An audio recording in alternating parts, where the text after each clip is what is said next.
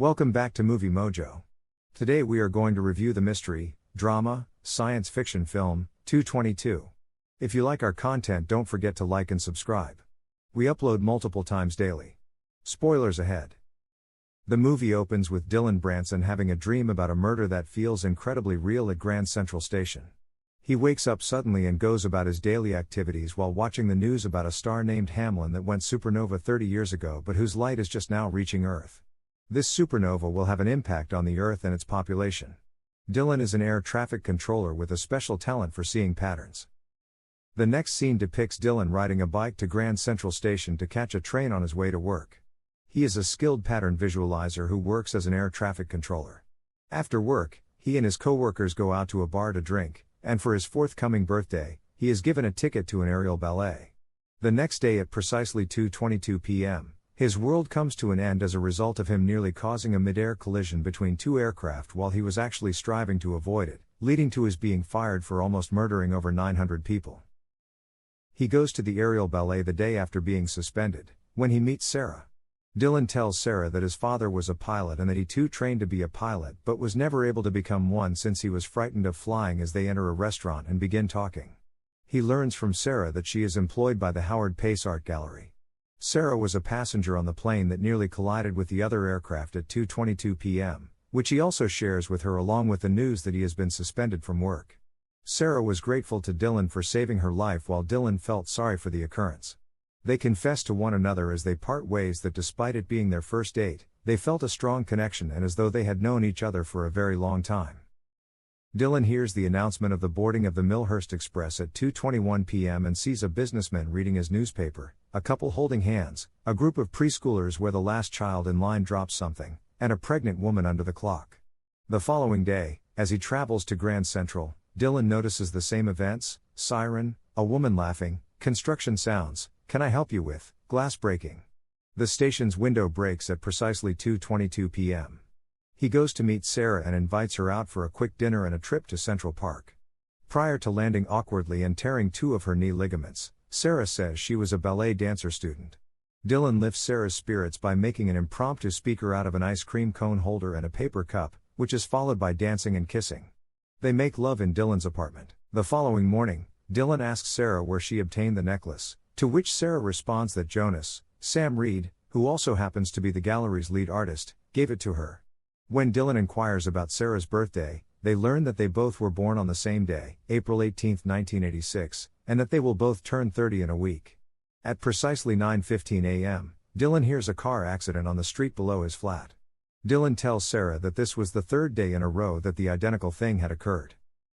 Dylan rides in a cab to Grand Central with an aggressive driver.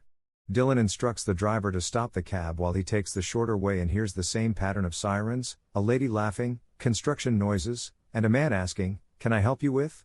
again. Dylan then yells at the cab driver to stop, which enrages him and causes him to turn around and yell at Dylan. The glass windows of the cab break at that precise moment when another car strikes them both. Despite being hurt, Dylan visits Grand Central Station and observes the same sequence of events. He describes to Sarah these recurring patterns in which distinct individuals carry out the same behaviors. Despite not believing Dylan, Sarah assists him in treating his injuries from the collision. When Dylan gets home, he begins to write down everything that happened to him that day, beginning at 9:10 a.m., a water drop, an insect dying, a plane flying overhead, etc. He soon discovers that everything has a pattern that keeps repeating itself. When Dylan visits the gallery in search of Sarah, he discovers that it is hosting an exhibition with Jonas artwork serving as the centerpiece.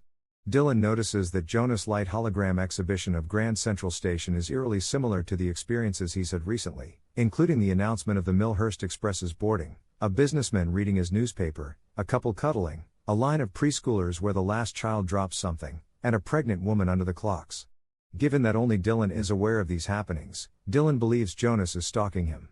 He confronts Jonas about if he was pursuing him after attacking him and starting a fight. The owner of the Kiefer Gallery comes in the audience and applauds, saying it was a fantastic idea to recreate the murder that took place at Grand Central Station 30 years ago and that his gallery has an exhibit about it. After apologizing to Jonas for Dylan's attack, Sarah decides to break off her relationship with Dylan. Later that evening, Dylan sends Sarah a text message pleading for her pardon. In the interim, he discovers a stash of envelopes in his house. He learns that these letters were sent to Evelyn by a man by the name of Jake Redman.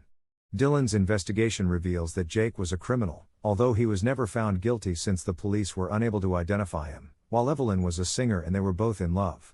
Additionally, Dylan discovers an article online that claims that on April 18, 1986, the day that both Dylan and Sarah were born, Jack had shot Evelyn and another policeman, Noah, in the Grand Central Station during a jealous outburst before being killed by other officers. When Dylan next sees Evelyn's sister, she hands him a stack of Jack's letters to Evelyn that she couldn't stand to read and tells him that the necklace she is wearing is all she needs to remember her. The necklace is the same as the one Sarah was wearing when Dylan first saw it. She also informs him that Noah, the police officer, was transporting Evelyn to Millhurst in order to protect her from Jake, who appeared to be in love with Evelyn as well.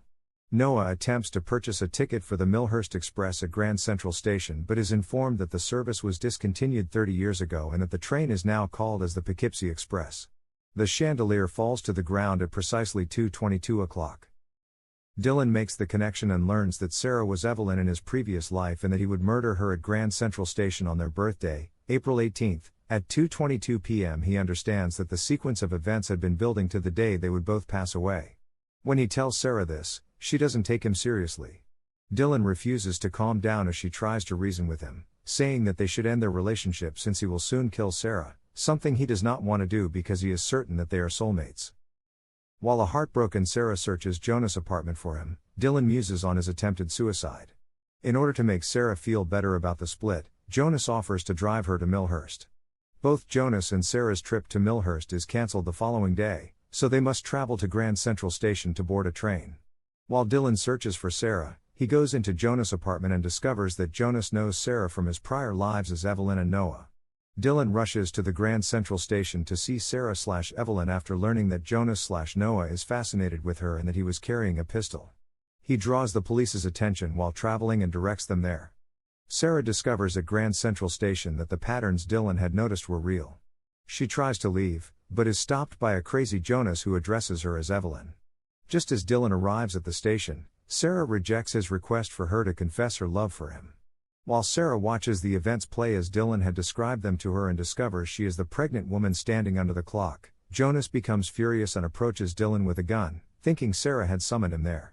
Dylan protects Sarah just in time, but he is shot at 2:21 p.m. Jonas first points his pistol towards Dylan and then Sarah, telling them both that she'll never be yours with the intention of killing her so that if he couldn't have her, neither could Dylan. At precisely 2:22 p.m., the events from 30 years ago are replayed, with Jake and Dylan defending Sarah and Evelyn from Noah and Jonas. The cops who had followed Dylan there shoot Jonas. Dylan likewise collapses into Evelyn's arms and briefly shuts his eyes as he imagines Jake and Evelyn kissing. Sarah then checks at the time and notes that it was 2:23 p.m. and they had made it through without dying. It turns out that Jake was set up to commit the murders of Noah and Evelyn because the police wanted to protect Noah's reputation as a police detective in one of them. The dying star that Hamlin mentioned at the beginning of the film also vanishes, but a new star is born right away. The final scene depicts Dylan and Sarah as a happy couple, with Dylan having finally conquered his fear of flying and working as a pilot, and Sarah beaming warmly at their infant in the cradle. Thank you for watching and don't forget to like and subscribe.